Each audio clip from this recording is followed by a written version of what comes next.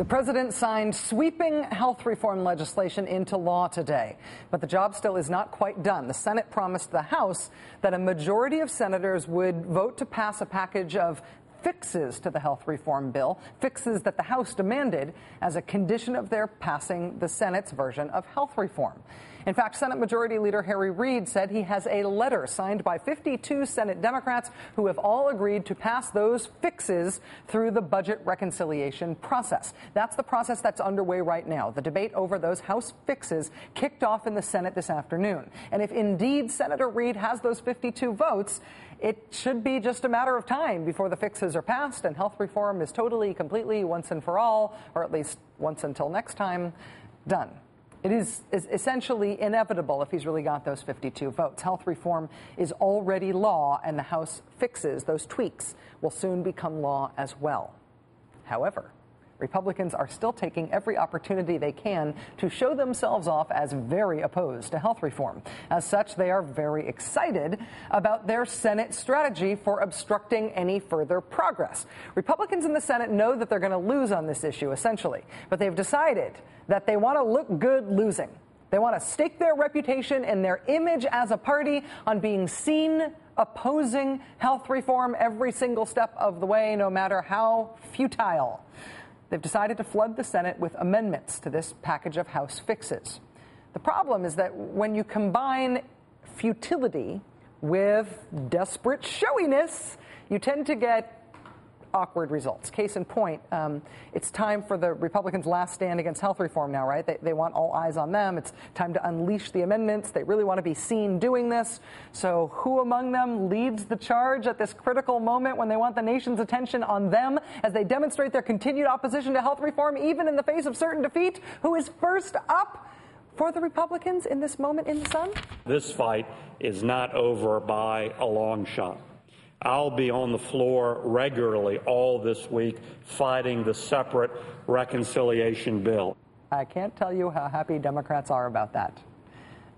For some reason, it's Senator David Vitter of Louisiana and D.C. Madam phone list fame who has been given the privilege of introducing the first two symbolic Republican stall tactic show-off amendments to the reconciliation package. One of them is a repeal the bill thing, which, of course, in the near term would mean letting insurance companies deny kids health coverage because of pre-existing conditions. Good luck selling that one. The other amendment that Senator Vitter introduced was about ACORN. Seriously, that was the second amendment. It's the second amendment he introduced. It's an amendment aimed at prohibition on funding for ACORN, which you might have heard doesn't really exist anymore.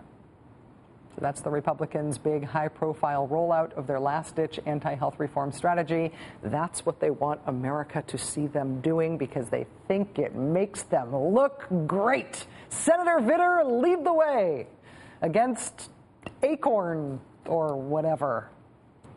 Joining us now is Senator Amy Klobuchar, Democrat of Minnesota. Senator Klobuchar, it's very nice to have you back on the program. Thank you for being here. Well, thank you, Rachel. I did want to report, what was it that you called us, that I'm live from Dysfunction Junction? That was really nice. A nice way to introduce me. Thank you. Do you deny that the Senate is where legislation goes to die now? Could I point out that in the last month we passed that major jobs package, remember, actually with some bipartisan support. We got the FAA reauthorization passed, which may sound small, which is actually a big deal for getting our air traffic modernized. So we're starting to get some things done here in a big way, and you will see a big thing this week with health care. As you pointed out, they are going to delay and obstruct every step of the way. You can call it the voter-rama drama. It will be going on into the night, but our people, despite what you may poke fun at us, we will not waver and we will get it done. You saw this in December when we got every single one of us together to vote for that bill. And you can't actually say that about the House, but Harry Reid, Dick Durbin, our leadership were able to unite our caucus on that bill. And you're going to see that again as we go forward. And we're going to be hit with some very difficult amendments. But the most important thing is to get health care done for the people of this country. I was just looking at our letters in the office to kind of get me going. going and inspire me for this week. And the one that always sticks out for me is a woman who wrote from Bemidji, Minnesota, named Sherry, and she was writing for her daughter, Mickey. And she said, Mickey just called me. In her words, she said, Mickey was sobbing so hard, I couldn't hear what she said. She said her husband's company just cut them off of their health insurance. It's a small business. They couldn't afford it. She said, and here's the deal. She said, my daughter, Mickey, has cystic fibrosis, and she won't be able to get insurance anymore. And then she said, she's been fighting her whole life, and we need someone to fight for her. We need to get this done. And so all of us that go to the floor this week that have to vote on these just horrific amendments that are just meant to really hurt us politically, are meant to delay things, are going to have one thing for our guiding light, and that's the people of this country that need health care, but also people who have health care, that see it getting astronomically more costly and want to get these costs under control and make it more affordable, something in Minnesota that has been my major focus from the beginning on this bill. And as you know, half the bill is about cost control, and it reduces the deficit by $130 billion in the first 10 years, and that's what we'll be focused on. Senator, let me ask you about one. It's not altogether procedural. It's about whether or not these fixes are actually going to pass. I know the idea originally was that the Senate would pass the House fixes exactly as is. So after the Senate vote, health reform would go to the president and really and truly be done, including this package that's still pending.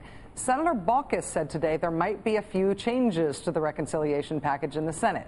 That would mean it would have to go back to the House again, which opens up a whole other can of worms, takes this out for longer, and also opens it up to more of these Republican delaying tactics in both houses.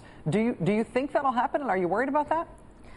You always have to worry about that, but really the hope here is to not have that happen, to pass this bill pure. We have made some major fixes in this bill that needed to be made. From the left to the right, people agree that that Nebraska deal should get out of there, and that is what one of the major fixes is to extend those same benefits to the people of this country. Some of the changes to the excise tax and some other things that were necessary to be made. So from the Senate perspective, we're simply taking a bill that has some very good things in it and making it better, making these improvements, fixing the bill, and that's what reconciliation is about. And as you have so beautifully done on your program many times, pointed out, reconciliation is something that's been used 22 times, 16 times by Republican Congresses, and it just gives you an ability to fix a bill. Senator Amy Klobuchar of Minnesota, thank you for your time tonight. It's been too long since we've had you on the show, and I promise not to use the dysfunction junction thing next time. It was a nice rhyme, I have to tell you. See you soon, Rachel. I'll use the Votorama one next time, okay? Yeah, I gave you one, Votorama drama. Fair deal. Thank you, Senator. Bye. Okay, super conservative Texas Congressman Louis Gohmert is famous in the Rachel Maddow Show offices because he's the guy who once made an overt toilet joke about the health reform bill. We like bathroom humor. But the good congressman has one-upped even himself now. That's next.